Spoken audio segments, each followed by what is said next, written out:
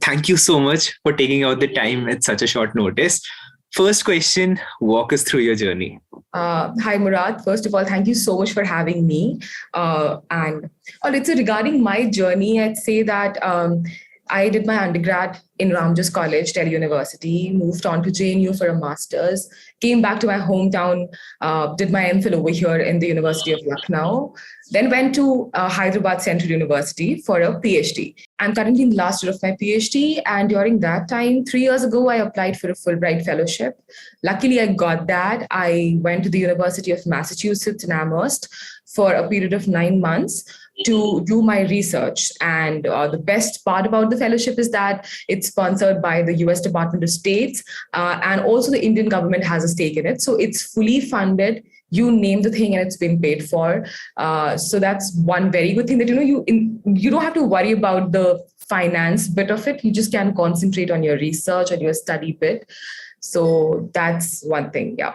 How did you get to know about this? That's the biggest thing that everyone asks me. How do I get to know about all these opportunities? See, unfortunately, there is no location where, you can just go and look for all of these different fellowships as we were just discussing. But for instance, like a lot of people might have heard about Rhodes Scholarship, for Oxford. Then you also have Chevening, which is for, the rest of UK, also Oxford. And then you have the Fulbright Fellowship. So these are, one of the most prestigious scholarships in the world. So what happens, how I got to know about it is because I used to constantly go and stalk my professors' CVs, honestly. And that's where, because those people have been there, they've done those things which you obviously aspire to do. That's where I heard the name Fulbright. How much was your total expense for going to US, studying in US? How much was your total expense? I didn't have to spend anything. And that's the best part of doing this, because a lot of people who come from tier 3 cities, tier 2 cities, people who really feel that, they have it in them to do certain kind of research, to study maybe in the best of, universities and Ivy Leagues, but they don't have the means. I mean, not everybody in India has the means to go abroad. But that's the best part about Fulbright is that the selection is very, very fair. And you don't have to spend a single penny. So me going to Delhi for my national interviews was also paid for. Your living expenses got covered also? Yeah. So they give you a stipend. See, anything which you feel that will have some sort of a hassle is done by them. For example, setting up a visa interview, I didn't have to do anything. They sent me an email that, okay, this is the date, you have to come to Hyderabad. So I just went to Hyderabad. I mean, probably that's the only time I bought my own ticket. How hard was it? It would have been very tough. It is difficult, but honestly, I've seen this time and again that once you get something, you feel it's not that difficult. But, True. That happens with me whenever I complete any certification. I feel like, "Arey, ye to bahut simple tha." But then I look at the people who are applying. Shit, iska bhi nahi hua, uska bhi nahi hua. Yeah. And I have honestly helped so many people do mock interviews and everything, my friends. But when you see that, like such bright people, such bright researchers and are sort of unable to get it, unfortunately, then you sort of realizing, okay, maybe it was difficult. Maybe it's a big thing that I did, but otherwise, aisa nahi lagta because you already have got it. And what was the interview like? Walk us through. So the interviews, they had scheduled the interview in two different batches. One was for science people and the other was for non-science background. So that includes everybody from humanities, you name it. I mean, English, architecture, law, history, anything under the sun other than science was on that day. So you mean everyone can go for Fulbright Scholarship? Yeah, I mean, essentially everyone. See, the art is that for Fulbright Nehru Doctoral Fellowship that I'm talking about, if you go on the USIA website, that they have listed a number of subjects, okay, that, you can apply if you are broadly under these subject areas. And what was the interview like? Tough, easy? What did they ask? Interview was, it was intimidating, first of all, because you have around 10 people sitting in front of you. And then my subject expert had a PhD from Harvard. That I remember because it was, there was this entire, list, which was outside of the interview place. And it's a very, how do I tell you? I mean, somebody will come to escort you and, that they'll take you all the way and then they'll wish you. It was like that. How many people were there for the interview? Like amongst the candidates? I guess I don't remember honestly, but I guess 30-ish.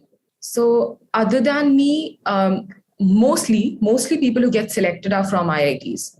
So if you go and check the list of people who got selected, I'm not saying all, but a majority of them sort of like they're from IITs and IIMs.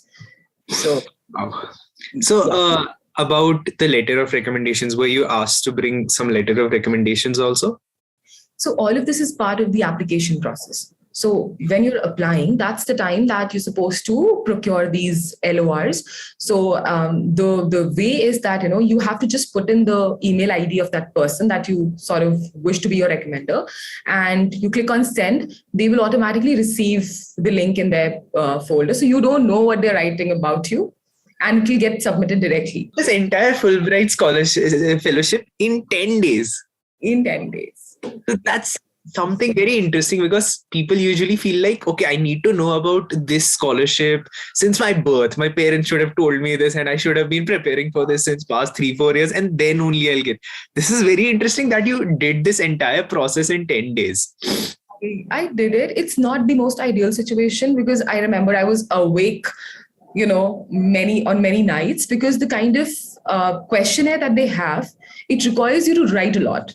You mean the essays that you ended up Not writing? just the essays, there are so many other questions that they have in the application once you log in, once you register. Do you remember any question that was like very challenging or interesting? At this point, honestly, I don't remember the questions, but they were mostly around your research. And how was your entire experience? It was surreal. It was amazing. I would say I did not expect it to be this smooth in a pandemic. And what would you recommend to future people who, like me, would want such opportunities?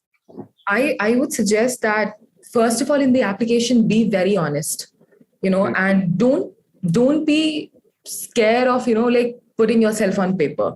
Did you apply to Amherst or did you apply for Fulbright and then got into Amherst? I applied to Fulbright. And for Fulbright doctoral program, what's required is that it's always better if you have an invitation letter from a professor. You need to have an admit from a college and then apply for Fulbright, right? That I'm not sure about, but you need an admit. I'm not sure if that happens before you apply for the fellowship or after, but you need to have an admit. Anything specific that you would want to end this talk with? Nothing specific. I would say that take chances, first of all, and don't fail yourself at your own level. I mean, if somebody has to disqualify you, let the other person do that. Don't think that I am not eligible or capable of getting this fellowship by yourself. I mean, you should not evaluate yourself like that. Okay, thank you so much for taking out the time. Yeah, thank you so much. Most welcome.